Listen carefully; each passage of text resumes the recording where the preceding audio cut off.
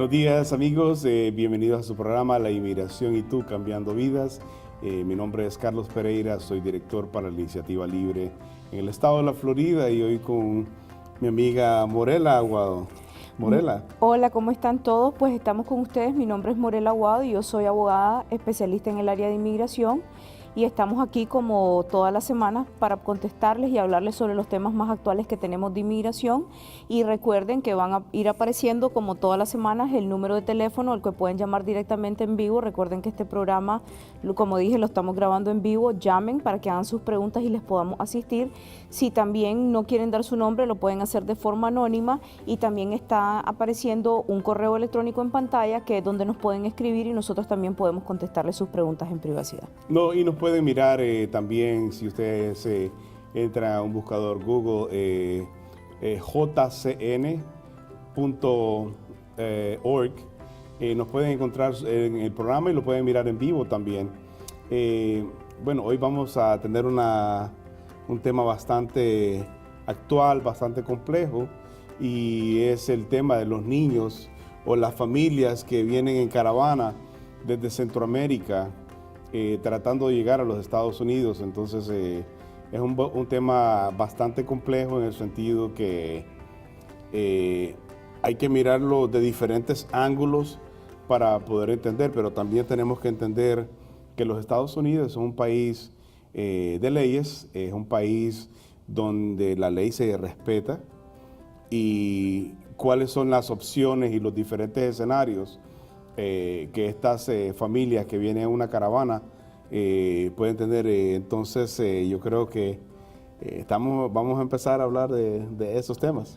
Definitivamente, y antes de empezar a hablar del tema, también les queríamos recordar que nos vean por Mariavisión y por el canal 235, ¿verdad? En Comcast. Exacto. Aquí, porque a veces tanto ustedes como familiares que tengan, puesto que este programa es visto en todo Centroamérica y en muchos otros países, sé que tal vez ustedes tienen uno de esos familiares que vienen en la caravana. Entonces queremos poder ayudarlos y si nos pueden llamar y asistir o preguntar, pues con mucha más razón. Pero sí, entrando ya en el tema, es impresionante ver la cantidad de niños que vienen acompañando a sus papás.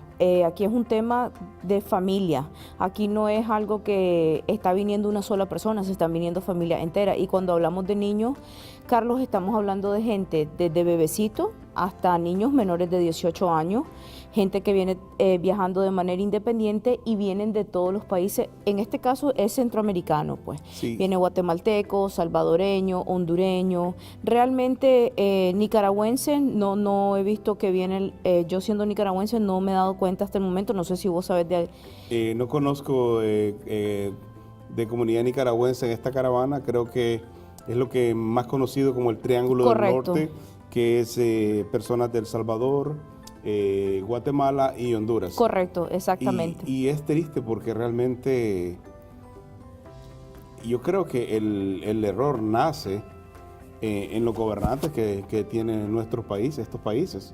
Porque si estos países no ofrecieran un estado donde las personas se sienten seguras, donde las personas tienen oportunidades para trabajar, donde tienen libertad económica, yo creo que nadie tendría que salir de su país. Claro, eso que decís, Carlos, es súper importante porque, y yo siempre lo digo, incluso cuando hemos hecho nuestro trabajo con la comunidad, también nosotros lo mencionamos, no solo a través del programa, de que recordemos una cosa, todo aquel inmigrante que está en los Estados Unidos es porque obviamente viene buscando una mejor vida para él y para su familia, vida que el país de uno no lo otorga. Es como yo siempre he dicho, yo no tengo la culpa de haber nacido en Nicaragua, que amo Nicaragua, pero es un país del tercer mundo con mucha pobreza. Vos naciste en Honduras y nosotros nos venimos como todo mundo buscando una mejor oportunidad.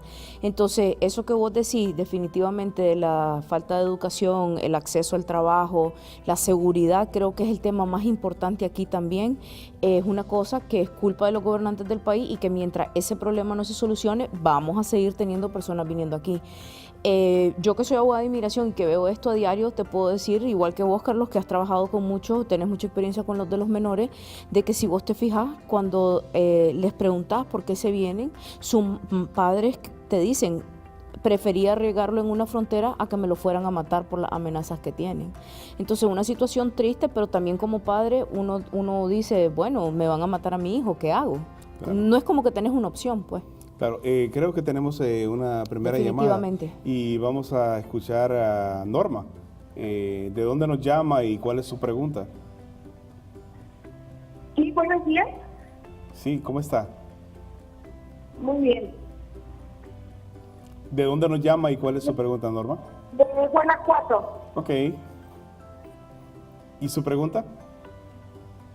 Mire, hace 2 años mi mamá y yo nos hicimos residentes.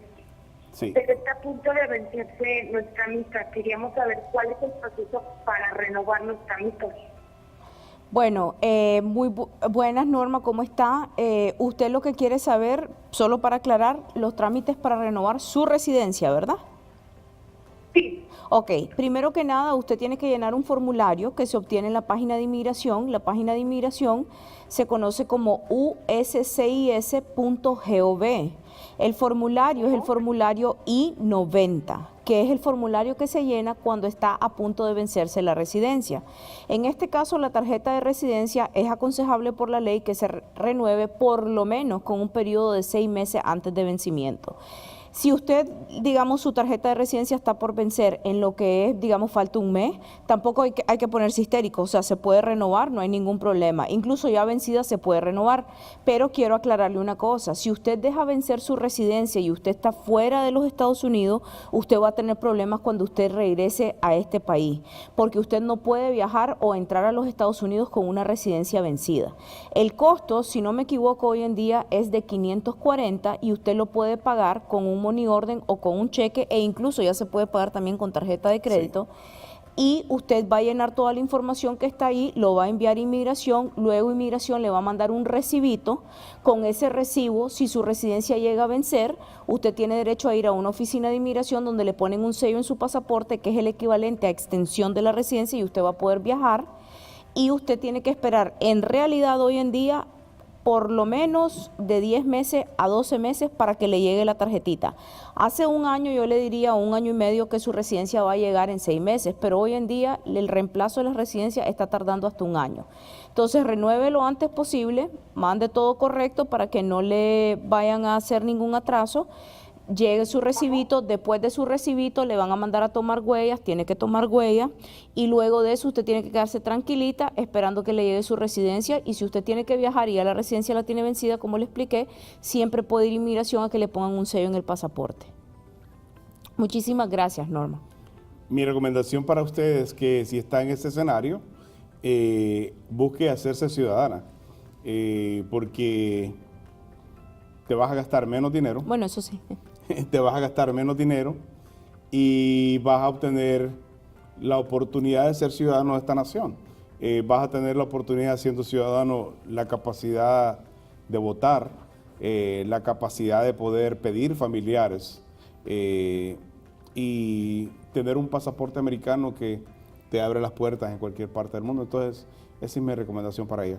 Regresando al tema de estas personas que vienen en caravana, a veces cuando yo miro estas situaciones me preocupan, porque para organizar 1000 personas no es fácil.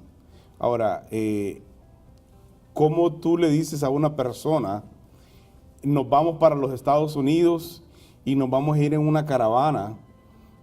¿Cuál es el concepto?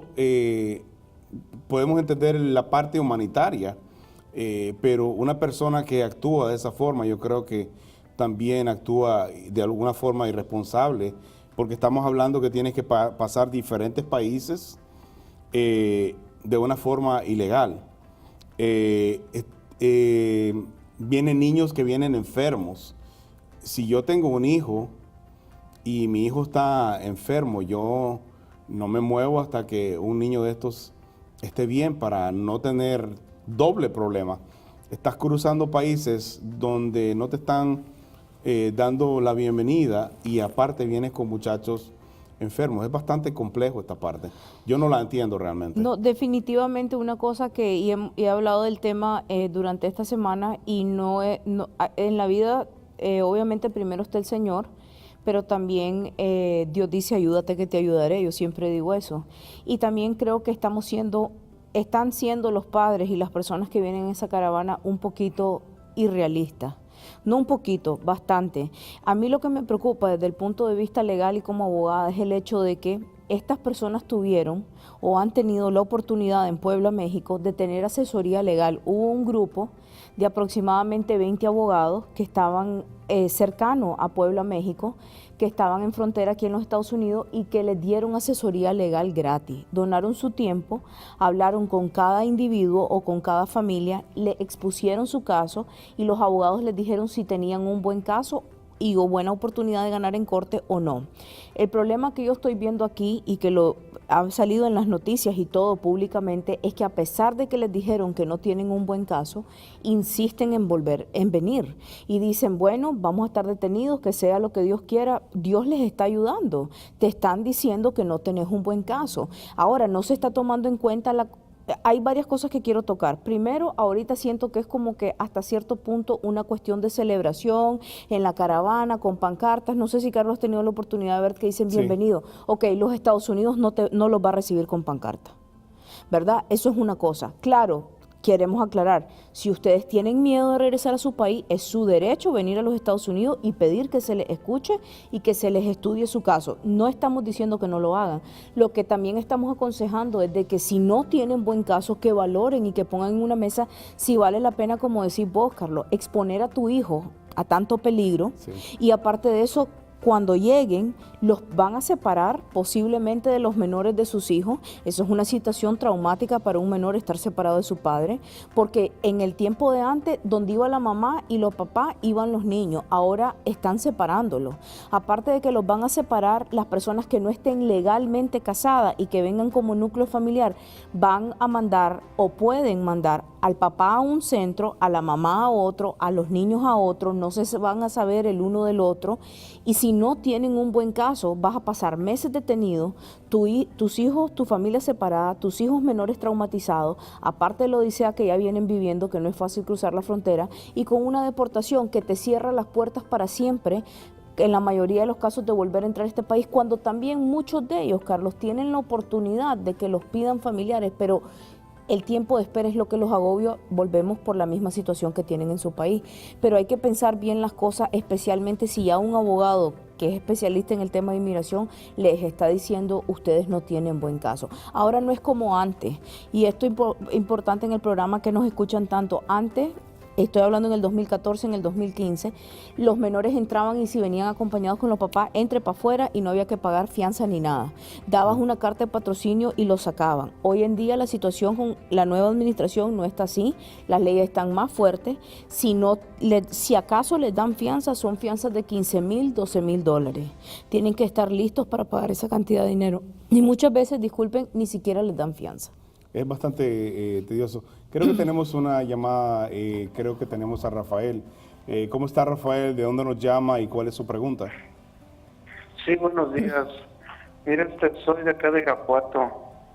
¿Cómo no? Mi pregunta es que hace 9 años yo me fui contratado en Estados Unidos a trabajar. Sí. Tuve un percance por ahí, yo traía licencia de manejo y me agarró la policía tomando dentro de la camioneta. Me suspendieron la licencia, metí un abogado para que me solucionara, pero creo que no me solucionó del completo. Me fui a corte del DMVA, me regresaron la licencia, pero a lo que no fui a corte del estado. Entonces el abogado no sé, ¿verdad? No sé, creo que no me ayudó mucho porque pues en el DMVA pues no ni se presentó. Uh-huh. Entonces pues yo mi inquietud, mi pregunta, quisiera saber cómo podría yo hacerle para investigar mi proceso, porque yo quisiera regresar nuevamente a trabajar a Estados Unidos contratado y quisiera saber cómo puedo hacer para saber cómo estoy, si puedo pedir un permiso, un perdón, o qué es lo que necesito hacer para investigar mi proceso, si aún estoy culpable o no sé, ¿verdad? Yo quisiera saber cómo estoy yo dentro del proceso ahí de la pena hasta que... Señor Rafael, claro que sí, con mucho gusto le vamos a contestar su pregunta. ¿En qué estado fue que usted tuvo este problema? En Maryland. Ok, entonces lo primero que usted tiene que hacer es, definitivamente va a tener que, si no tiene familiares allá, buscar un abogado de Maryland. Y lo que le puedo decir es lo siguiente: si usted tenía una cita de corte, aunque sea por no licencia o por andar con una bebida alcohólica en el carro, por ejemplo, sé, porque tengo clientes de Maryland, que andar con una bebida alcohólica en el carro no es un crimen, en el estado de Maryland. En la Florida sí. En el estado de Maryland, andar con una cerveza en el carro abierta, lo que es una infracción civil, que lo más que tiene de pena son $100. Así que existe la posibilidad que usted lo único que tenga sea una multa que usted tiene que pagar. Eso es asumiendo, pero de todos modos, si usted tenía corte y no se presentó, sí hay un problema, y el problema es que cuando las personas tienen corte y no van a corte, se le emite una orden de arresto por haber fallado a la corte. No es de ponerse histérico, porque un abogado criminalista en este caso puede asistirlo a usted y le va a averiguar si ese caso está abierto, si ese caso está cerrado, si usted necesita solucionar ese caso, si tiene una orden de arresto, quitar la orden de arresto, porque desde ahorita le digo que si usted tiene algo pendiente en el estado de Maryland, como por ejemplo una orden de arresto por no haber ido a la corte, eso usted no le van a dar la visa de trabajo aunque usted la vaya a pedir, ni la de turista, ni la de ningún tipo. Lo primero que usted tiene que hacer es contratar un abogado en Maryland, criminalista, que le vea ese caso, que se lo resuelva, que se lo cierre si es necesario, y que le dé a usted prueba de que todo eso está solucionado. Y una vez que todo esté solucionado, entonces usted sin ningún problema puede ir a pagar. Tal vez este problema se resuelve facilito, que es pagando una multa de $100, pero como yo no tengo el expediente en mano, no podría ver si fue un DUI, que sí es un delito criminal andar manejando tomado, o si simplemente fue que le encontraron una botella de alcohol en el carro, que eso lo único que lleva en el estado de Maryland es una pena civil. Pero gracias, Rafael, por su pregunta. Esto me conlleva a empezar una conversación diferente sobre el tema. Este país es un país de leyes, ¿verdad? Ya sea una orden municipal o ya sea una orden federal, Sí. Son leyes. Claro. Aunque sea civil, si tú no estás acudiendo a una corte, si estás desobediendo la orden de presentarte o de pagar un ticket, no importa si eres ciudadano, residente o indocumentado, la ley va a actuar contra ti. Claro. Y esa ley que era civil se puede convertir en criminal y eventualmente llevarte a un castigo hasta la deportación. Totalmente de acuerdo, Carlos, y es importante que lo menciones porque así es. A veces las personas están deportadas porque no pagaron un ticket por no licencia. Entonces es muy importante, si te dan un ticket, ya sea una infracción civil, peor si es criminal, cumplir con la ley. Ahora, lo que menciona Carlos es súper importante que ustedes sepan. No importa qué tipo de juicio vos estás, si vos tenés orden de ir a corte y no vas, te dan una orden de arresto por no comparecer en la corte. Entonces, en cuanto lo agarren a él, porque tal vez lo detuvieron por no licencia y ven que él tiene esa orden de arresto, se lo llevan preso y la cosa es peor. Entonces, lo primero que él tiene que hacer es buscar un abogado criminalista que le limpie todo, porque si él tenía corte y no fue, tiene una orden de arresto. Si tenía un ticket y no lo pagó, tiene que pagarlo. Entonces, tiene que solucionar eso, porque si no, no le van a dar visa, y aunque le den visa, si él entra a los Estados Unidos con esa orden de arresto, cuando entre y tome la huella, va a salir y lo van a regresar. Es importante, Morela, poder dar una pieza educativa, porque de eso se trata este programa, de educar, de orientar a las personas, ya sea que estén aquí o piensen emigrar a los Estados Unidos. Yo creo que tiene que haber una desconexión de cosas que nosotros hacíamos en nuestros países y adaptarnos a las nuevas regulaciones de donde vamos a vivir. Hay una ciudad aquí en Miami que acaba de emitir una ordenanza o una campaña diciendo lo que tú hacías en tu país, por favor no lo vengas a hacer aquí. Y van como de pasarse la luz roja, tirar basura por la ventana, acumular basura y muebles en las esquinas. En Estados Unidos siempre se protege mucho la belleza de tu comunidad, el orden, el respeto a las luces. También los niveles de tránsito aquí son bastante altos. Entonces, tenemos que tener mucho cuidado. Si en nuestros países estábamos acostumbrados a pasarnos la luz roja, tenemos que tener cuidado porque aquí hay cámaras, te mandan un ticket. Si te mira un policía, te va a detener. Por tirar basura no te van a detener, pero a nivel comunitario no estás dejando una buena imagen. No, y aparte de ti. Nosotros los centroamericanos, y digo nosotros porque yo soy nicaragüense y me crié 15 años en Nicaragua, y en Nicaragua uno ve en las carreteras y vamos tirando basura. Se ha mejorado muchísimo, te lo tengo que decir, gracias a Dios. Nos hemos educado en no tirar basura, pero también aquí si tiras basura y te agarran, te ponen una multa por estar tirando basura.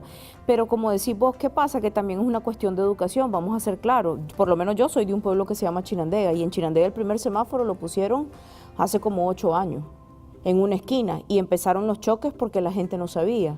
Entonces, es una cuestión de cultura y es una cuestión de entender, ok, en Nicaragua, en Honduras, ahora estamos progresando más, pero la realidad es que a veces no hay ni siquiera luces de tránsito, pero aquí sí la hay que respetarla. Y si vamos a vivir en un país como los Estados Unidos, tenemos que adaptarnos al país donde estamos viviendo. Las regulaciones.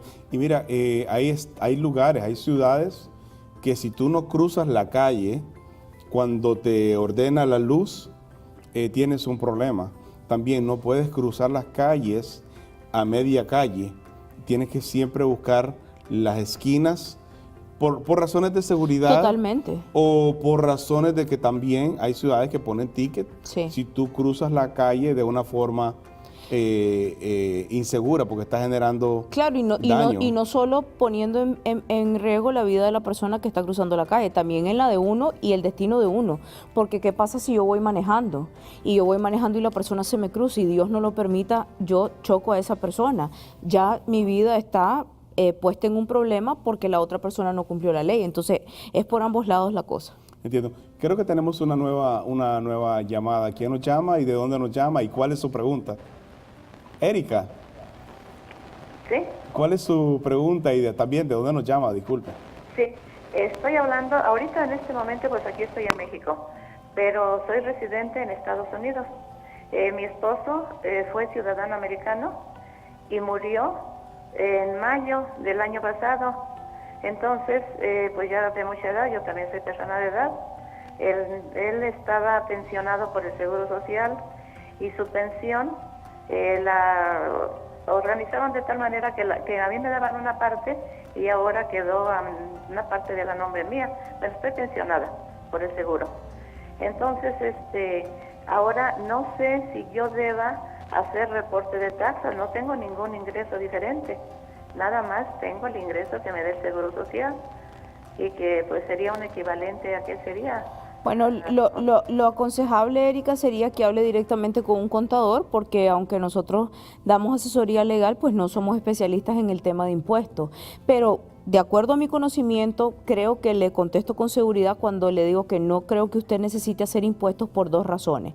La primera es porque los asegurados no necesitan declarar impuestos, porque eso es algo que el Social Security te está dando. Y la segunda es, y hay una ley que dice que las personas aseguradas, se lo digo porque ya me ha tocado discutir esa ley en casos míos migratorios, si una persona tiene seguro social no está obligada a hacer impuestos. En la misma manera es el ingreso. Si el ingreso es bajo, no necesita declarar. Por ejemplo, en total en el año, Erika, ¿cuánto recibe usted en seguro social? Bueno, ahorita es a partir de junio del año pasado.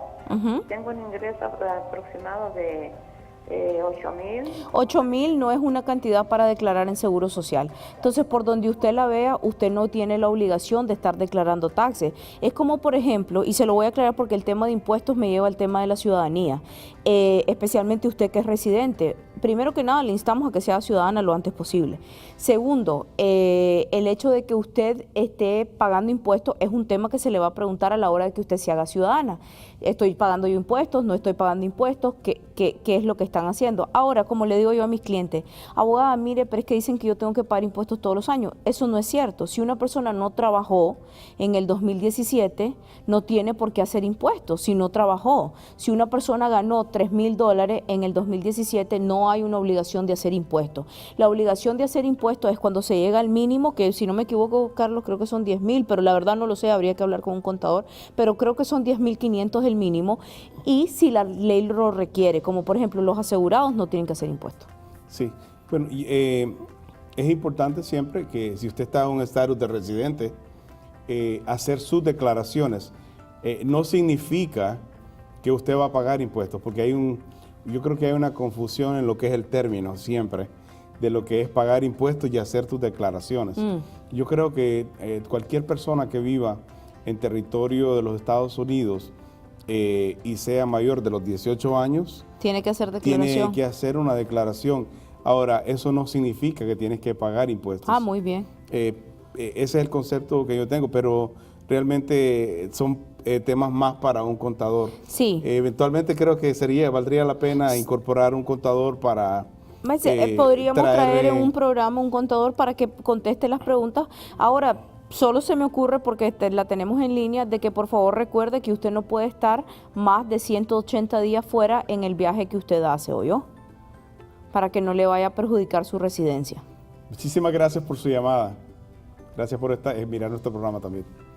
Creo que tenemos bastantes preguntas. Vamos a reconectarnos con el tema de los niños. ¿Cuáles son las opciones cuando estas personas llegan a la frontera de los Estados Unidos? Bueno, lo primero es que cuando las personas llegan, la mayoría de ellos, incluso ya los Estados Unidos los está esperando, ellos se van a entregar a inmigración. Entonces hay una ley en los Estados Unidos que dice que si la persona tiene miedo de regresar a su país, tiene el derecho de pedir a los Estados Unidos que escuche su caso. Entonces estas personas inmediatamente son puestas en cárceles de inmigración, en centros de detención, esperando el día que llegue su entrevista, donde les van a preguntar, no les va a preguntar un juez, no van a ver un juez a primera instancia, van a ver un oficial de asilo político, que es una persona que está entrenada para esto, que va a escuchar y va a hacer preguntas. Usted puede hacerlo con o sin abogado, obviamente es preferible que lo haga con un abogado para que el abogado vele que todo se está haciendo correctamente y que se entreguen las pruebas que se necesitan o que se pueden conseguir, porque es importante si las tenés o si las puedes conseguir presentar. No es lo mismo dar un testimonio que un testimonio soportado por documentos que avalan lo que yo estoy diciendo. Si ese oficial o la oficial consideran que usted tiene una historia, que lo que se conoce en inglés como credible fear, miedo creíble, una historia que establece un miedo lo suficientemente creíble que amerite ver un juez, entonces se le quita la orden de deportación, porque cuando ellos entren y sean detenidos, aunque los llevan al centro de inmigración, se les da una cosa que se llama expedited removal, que es una deportación automática, simple y sencillamente por el hecho de que lo agarraron en la frontera y están recién entrados. Esa es la ley. Pero cuando ellos ganan su caso de que hablaron con el oficial, no con el juez, todavía no hemos visto al juez, de que ganan al oficial, se les quita la orden de deportación, y por eso es que entonces adquieren el derecho, 1, de ir a ver al juez, 2, de pedir una fianza, y si se les concede la fianza van a tener la oportunidad de pelear su caso fuera de la cárcel. Ya ahí el caso puede durar 1 año, 2 años, 3 años, todo depende de dónde estén. Y si no les dan la fianza, entonces tienen el derecho de estar detenido y que el juez escuche el caso estando detenido. Ahora, hay un concepto legal que he estado escuchando que dice que estas personas, y esto no es nada nuevo, yo creo que hace bastante rato está viniendo la gente del Triángulo del Norte con estas mismas categorías. Primero fueron los niños, ahora están viniendo estas caravanas. Yo creo que la nueva regulación dice que tienen 1 año después de que salen de prisión para presentar su solicitud de asilo. Sí. Y no lo están haciendo. Entonces se quedan en el limbo porque no buscan asesoría.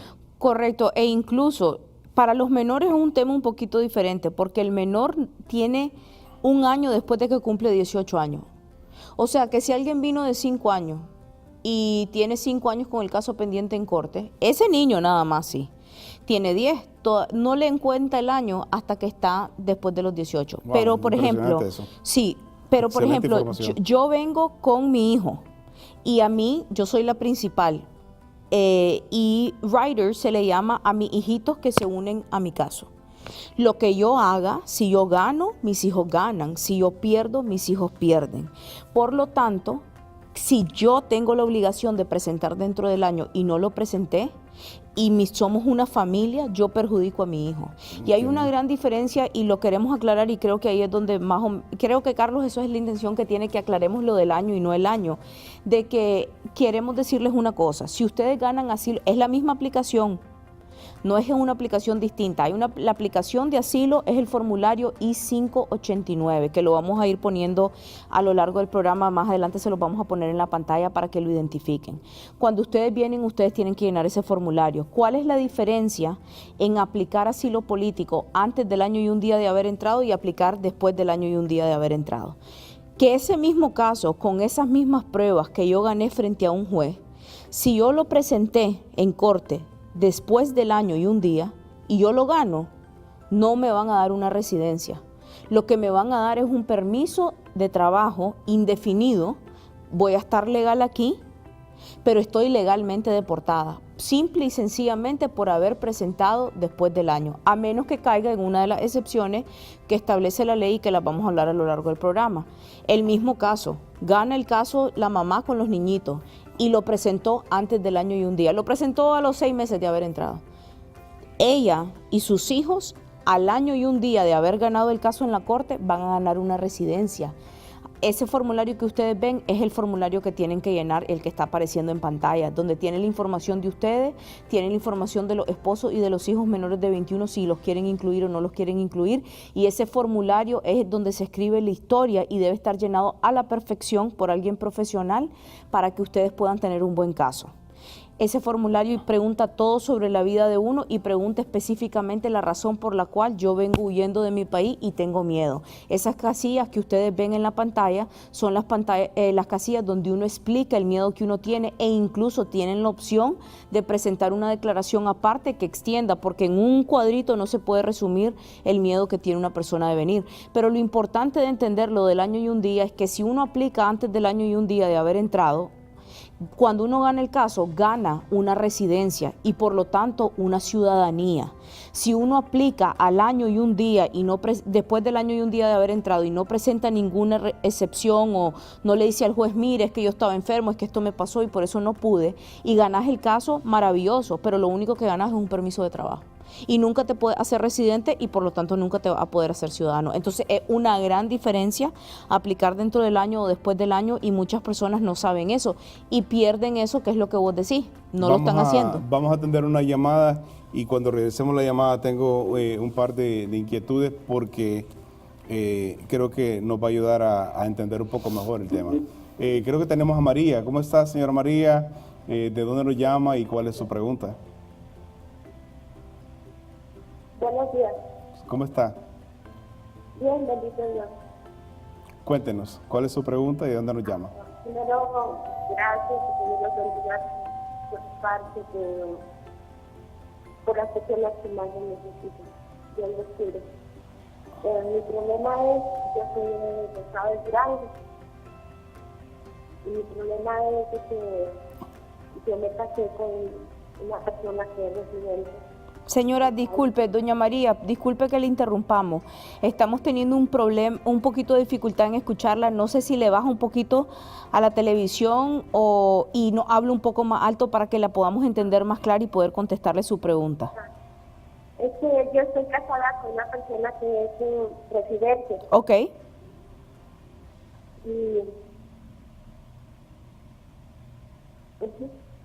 Sí, le escuchamos. Usted está casada con una persona que es residente. Sí, y él pues enamora de los que se van de aquí de México, que ellos van a buscar para darle una mejor vida a su familia. No está entendiendo. Entonces, pues él se fue y ahorita tiene 7 años que no viene. Y yo siempre he trabajado para darle a mis hijos pues una mejor vida. Ok. Pero ahorita ya me siento cansada y quisiera, o sea, ¿qué puedo hacer? Porque tengo 3 hijos que no están casados. Entonces, aquí en México no hay oportunidad de un buen trabajo. Ok, pero usted, ¿cuál es su pregunta específica? ¿Usted quiere saber si su esposo, que es residente, la puede pedir a usted? Sí, pero él, pues como los que se van, Ok, pero, ¿usted no tiene ya relación con él? sí, o sea, él me envía poco dinero a mis hijos. Ok, si usted quiere irse a través de su esposo como residente tiene totalmente el derecho de pedirla, e incluso, si no me equivoco, Carlos, o corregime, el proceso tarda aproximadamente 2 años, ¿verdad? Sí, aproximadamente. Entonces su esposo la puede pedir desde los Estados Unidos, en aproximadamente lo que tarda el trámite de 2 años, usted va a poder ingresar a los Estados Unidos como residente. Y los hijos menores que tengan van a estar incluidos, porque como ella es residente no los tienen ni que pedir aparte, van a estar incluidos en la petición. Entonces usted puede venir a los Estados Unidos. Claro, usted va a tener que demostrar que el matrimonio sigue vigente, o sea, que no es que ustedes solo están legalmente casados, sino que ustedes están casados. Y con eso se demuestra con envíos de dinero, con manera y muchas otras cosas que demuestran que ustedes mantienen una relación. Él debería de haberla pedido desde el día que se casaron, realmente, para que ustedes estuvieran juntos, porque los matrimonios deben de estar juntos. Entonces, pero como no lo ha hecho, que lo haga inmediatamente y usted espera 2 años y va a poder ingresar a los Estados Unidos con sus hijos como residente y así no va a violar ninguna ley migratoria. Excelente. Nos quedamos en un punto que quería preguntarte. Las personas hacen el proceso, entran, pasan su temor creíble, hacen su solicitud de asilo y viene el próximo paso, que es presentarse en una corte de inmigración. Sí. La gente no se está presentando. La gente que no se presenta, ¿cuál es el nuevo título o el cargo que le ponen a esa persona por no presentarse a esa corte? Bueno, la verdad ni siquiera les dan la opción de darles un nuevo cargo. La persona queda automáticamente deportada. Si una persona tiene una cita frente a la corte y esa persona no se presenta, se le da una deportación en ausencia. Eso significa de que está automáticamente deportado y que en cualquier momento que el juez o que alguien te detenga, ICE, la policía, y tengan las autoridades conexión con uno, se lo llevan directamente a la cárcel de inmigración y de ahí a su país, a menos que un abogado pare esa deportación. Para poder parar la deportación, el abogado tiene que presentar un escrito a la corte donde fue deportado o donde no se presentó, parándola, pero aparte de eso, después viene el siguiente proceso. Una cosa es parar la deportación y otra cosa es quitar esa orden de deportación, que es lo que se conoce como reabrir el caso. Para poder hacer eso, Carlos, el abogado con el cliente tiene que demostrar que no fueron a la corte, no porque tuve miedo, no porque me dijeron que no fuera, no porque iba a perder el caso, sino no porque no pude ir porque estaba enfermo y aquí están las pruebas que estaba en el hospital, no porque un hijo se me enfermó o porque tuve un accidente y aquí están las pruebas, o no fui porque nunca recibí notificación, porque inmigración también se equivoca y a veces manda las notificaciones a ciudades diferentes o a direcciones distintas. Claro, si yo le di a inmigración una dirección y después yo me mudé, yo tengo la obligación de informarle a la corte dentro de 5 días de haberme mudado dónde yo estoy viviendo. Entonces no va a ganar el caso si usted dice, sí, pero es que yo me mudé de dirección y nunca me llegó la carta. Claro, pero si usted no le notificó a inmigración, inmigración le dio la dirección vieja, inmigración no cometió el error lo cometió usted. Ahora, si usted notificó a inmigración del cambio de dirección y fue inmigración o el asistente del juez o el juez, lo que sea, que lo enviaron a la dirección vieja, usted va a ganar su caso. Perfecto. Creo que tenemos una llamada, creo que tenemos a Laura. Laura, ¿de dónde nos llama y cuál es su pregunta? Hola, buenos días. Mi nombre es Laura, le llamo de aquí de México, de aquí del estado de Zacatecas. ¿Cuál es su pregunta? Mire, lo que pasa es que yo fui a Estados Unidos en el 2001. Estuve ahí por 2 años y regresé, nunca tuve problema allá. Entonces en el 2004 yo me casé aquí en México y me fui a Estados Unidos con mi pareja. Ahí tuve a un niño en el 2005 y en el 2006 tuve a otra niña. Entonces en el 2008 regresé a México sin ningún problema. En el 2010 yo intenté cruzar a Estados Unidos porque yo quería llevar a mis hijos para que estudiaran en su país.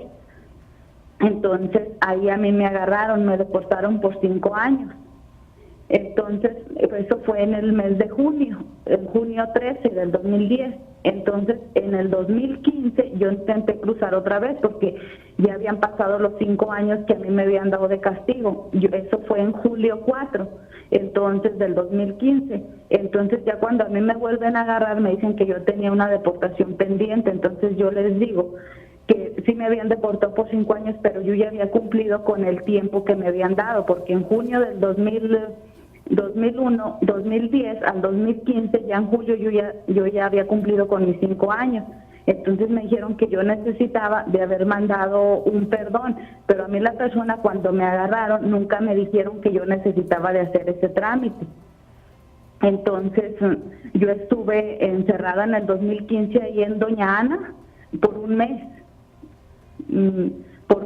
Entonces yo tengo miedo, ya esta fue la segunda vez que me agarraron, porque yo fui otra vez a Estados Unidos, yo pensando en que ya todo estaba bien, que yo ya había cumplido con mis 5 años y que, o sea, que ya se me había borrado el historial porque ya habían pasado poquito más de 5 años, que era lo que a mí me habían dado. Entonces ya ahorita pues yo tengo miedo porque pienso que a lo mejor no, el día que mis hijos crezcan, ahorita ya mi hijo el mayor va a cumplir 13 años y mi niña 12, mis niños están aquí en México, yo no los he podido llevar a Estados Unidos a estudiar, entonces yo tengo miedo que el día de mañana que ellos, si pudieran arreglarme a mí mis papeles para yo irme a Estados Unidos, que ya no puedan, por eso que ese récord que yo tengo. Yo tengo una pregunta antes de que la abogada le conteste. Las veces anteriores que usted ingresó a los Estados Unidos, ¿de qué forma la hizo? ¿Cruzó la frontera ilegalmente o con una visa? No, crucé ilegalmente las 2 veces que crucé, pero nunca me agarraron, o sea, nunca tuve un problema, o sea, entré y salí y yo nunca había migración y nunca nada. Entiendo, ok. Nunca tuve un problema con el señora policía. Laura, le voy a contestar la pregunta. Desafortunadamente no tengo buenas noticias para usted, pero es la realidad.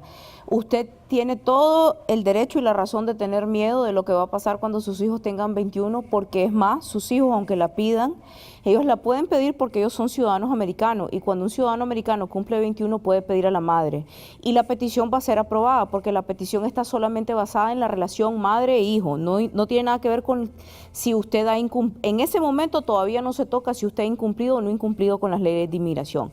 Sin embargo, yo le puedo decir que esa petición no va a llegar a un resultado positivo porque usted ha violado no una, sino 2 y 3 las leyes de inmigración. Incluso voy a llegar a darle un consejo, que es que usted nunca más vuelva a tratar de cruzar la frontera de manera ilegal, porque usted es lo que se conoce como un reentry en términos de inmigración. ¿Qué es un reentry?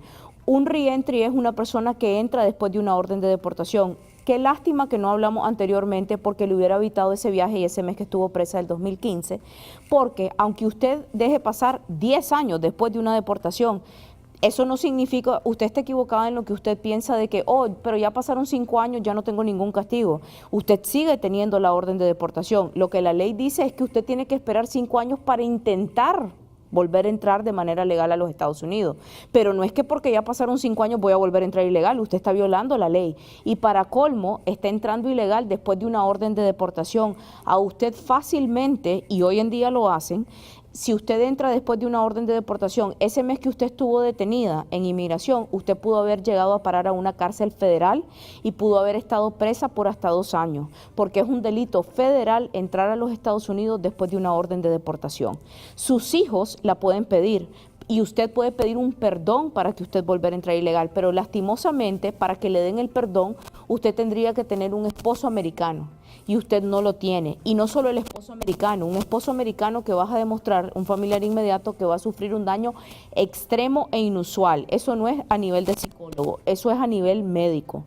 Entonces, lastimosamente, aunque sus hijos la puedan pedir, usted no va a obtener la residencia por las violaciones que usted ha obtenido. En resumen, usted está de manera permanente barred, impedida de entrar a los Estados Unidos para siempre, aunque usted tenga 2 hijos americanos. Hay que tratar de hacer las formas correctas. Yo sé que pedir una visa y que te la aprueben es cuestión discrecional, pero a veces calificamos. Sí. Calificamos y no queremos hacer el proceso correcto porque nos dejamos llevar porque el que nos aconseja mal. Vámonos, crucemos y no va a pasar nada. Eso te está afectando el resto de tu vida. Vas a estar cargando con una cruz el resto de tu vida migratoria en los Estados Unidos y no te vas a poder legalizar. Lo mismo pasa con estos jóvenes que vienen a veces de Centroamérica. Tienen familiares que los pueden pedir, pero prefieren hacer lo más porque no rápido quieren posible. esperar 2 años. Lo más rápido posible y al final del día terminan con un problema el resto de su vida. Se nos fue el tiempo demasiado rápido. Sí. El ejemplo, solo quiero decir, yo sé que ya tenemos que irnos, pero el ejemplo de la señora que acaba de llamar es triste porque por las acciones que hizo posterior a la orden de deportación es que ella ahora está impedida de entrar para siempre a los Estados Unidos. Si ella hubiese actuado, hubiese tenido paciencia, si hubiese informado, existía la posibilidad que ella volviera a entrar, aún teniendo la orden de deportación porque hay perdones. Ok, bueno, Morela, muchas gracias por estar en el programa. Los invitamos para nuestro próximo programa. Estamos aquí para ustedes, para servirle, uniendo nuestras comunidades en Estados Unidos y en nuestros países. Morela. Claro que sí. Recuerden también que si ustedes no pudieron comunicarse con nosotros, tenemos el correo electrónico que está apareciendo en pantalla y siempre podemos hacer consultas a nivel privado para poder ayudarlos, puesto que estamos limitados por el tiempo al aire. También estamos todas las semanas, nos pueden llamar en vivo. Por favor, infórmense, que la información y el conocimiento es poder. Nos miramos en la próxima.